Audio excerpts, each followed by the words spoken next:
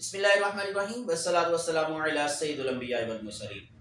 ناظرین، میں اب شروع کرنے جا رہا ہوں ایک نیا سلسلہ قرآن پاک کی تعلیم کے حوالے سے، جو قرآن پاک کے اندر 114 صورتیں ہیں۔ ہر صورت کے نام کی وجہ کیا ہے، اس کا نزول کب ہوا، اس میں آیات کتنی ہیں اور اس کا مضمون کیا ہے۔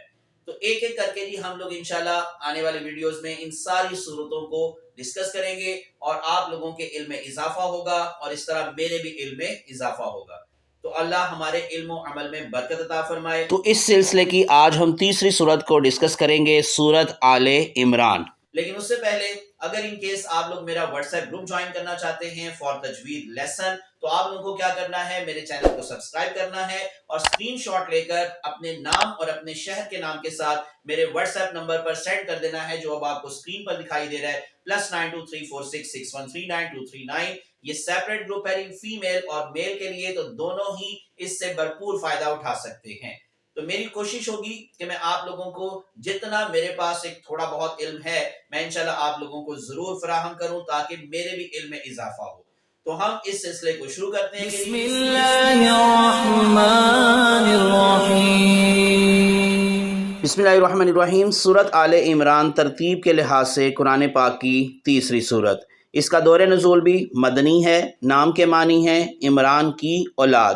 اب اس کا وجہ تسمیہ میں آپ کو بھی بعد میں بتاتا ہوں، اس سے پہلے کچھ اعداد و شمار کہ اس میں جو صورت ہے ظاہری بادری، ابھی میں نے بتایا تیسری صورت ہے، تو اس سے پارہ جو ہے وہ تیسرا اور چوتھا پارہ، اس میں یہ صورت موجود ہے۔ اس میں تعداد آیات کی تعداد جو ہے وہ 200 ہے، الفاظ اس میں 3503 ہیں، حروف اس میں 14605 ہیں۔ اس سے پہلے سورت بقرہ اور اس کے بعد سورت نساء ہے۔ اب ہم چلتے ہیں اس سورت کی وجہ تسمیہ کی طرف۔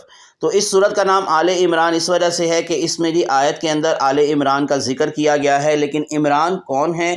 عمران 3 گزرے ہیں، ایک حضرت موسیٰ اور ہارون کے والد ماجد، دوسرے حضرت مریم کے والد، اور تیسرے حضرت ابو طالب، کیونکہ ان کا نام دراصل عمران تھا۔ آیت مجیدہ میں بعض لوگوں نے آل عمران سے مراد حضرت موسیٰ اور ہارون لیے ہیں، اور بعض لوگوں نے آل عمران سے مراد حضرت عیسیٰ لیے ہیں۔ اور تفسیر عمدۃ البیان میں ہے کہ تفسیر اہل بیت میں آل عمران سے مراد حضرت علی ابن ابی طالب ہیں، اور باروایت ابن عباس انہوں نے نقل کیا ہے کہ حضور کرم صلی اللہ علیہ وآلہ وسلم نے فرمایا کہ میں آل ابراہیم ہوں اور علی آل عمران ہے۔ بہرحال آل ابراہیم اور آل عمران کی لفظیں گو عام ہیں، لیکن ان سے مراد وہ انسان ہو سکتے ہیں جو طاہر اور معصوم ہوں، کیونکہ اصطفیٰ جو کہ آیت کے اندر لفظ استعمال ہوا، یہ غیر معصوم کا نہیں ہو سکتا۔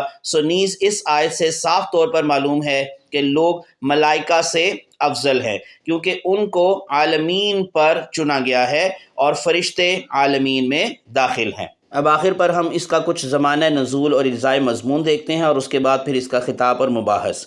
اس میں 4 تقریریں شامل ہیں۔ پہلی تقریر آغاز صورت سے چوتھے رکوع کی ابتدائی 2 آیات تک ہے، اور وہ غالباً جنگ بدر کے بعد قریبی زمانے میں ہی نازل ہوئی۔ دوسری تقریر آیت جو ترجمہ اللہ نے آدم اور نوح اور آل ابراہیم اور آل عمران کو تمام دنیا والوں پر ترجیح دے کر اس رسالت کے کام کے لیے منتخب کیا تھا، یہاں سے شروع ہوتی ہے اور چھٹے رکوع کے اختتام پر ختم ہوتی ہے۔ یہ 9 ہجری میں وفد نجران کی آمد کے موقع پر نازل ہوئی۔ تیسری تقریر 7ویں رکوع کے آغاز سے لے کر 12ویں رکوع کے اختتام تک چلتی ہے، اور اس کا زمانہ پہلی تقریر سے متصل ہی معلوم ہوتا ہے۔ چوتھی تقریر 13ویں رکوع سے ختم اور ختم صورت تک جنگ احد کے بعد نازل ہوئی۔ خطاب اور مباحث کی اگر بات کریں گے تو ان مختلف تقریروں کو ملا کر جو چیز ایک مسلسل مضمون بناتی ہے، وہ مقصد و مدعا اور مرکزی مضمون کی یکسائی ہے۔ سورت کا خطاب خصوصیت کے ساتھ 2 گروہوں کی طرف ہے، ایک اہل کتاب یعنی کہ یہود و نصارہ، اور دوسرے وہ لوگ جو محمد صلی اللہ علیہ وآلہ وسلم پر ایمان لائے تھے۔ جزاکم اللہ خیرن کثیرا۔ الحمدللہ ہم نے کافی زیادہ معلومات حاصل کی اس صورت کے حوالے سے۔ امید ہے کہ آپ لوگ کے علم میں اضافہ ہوا ہوگا۔ تو اگر آپ لوگ اسی طرح سے مزید انفارمیٹیو ویڈیوز دیکھنا چاہتے ہیں تو میرے چینل کو سبسکرائب کر لیں اور پریس کر لیں بیل آئیکن، تاکہ آپ لوگوں کو انفارمیٹیو ویڈیوز ملتی رہیں۔ اپنی دعا میں یاد رکھیے گا، اللہ ہم سب کا حامی و ناصر ہو، اللہ آپ سب کے روزے قبول فرمائے۔ جزاکم اللہ خیرن کثیرا۔ السلام علیکم ورحمۃ اللہ وبرکاتہ۔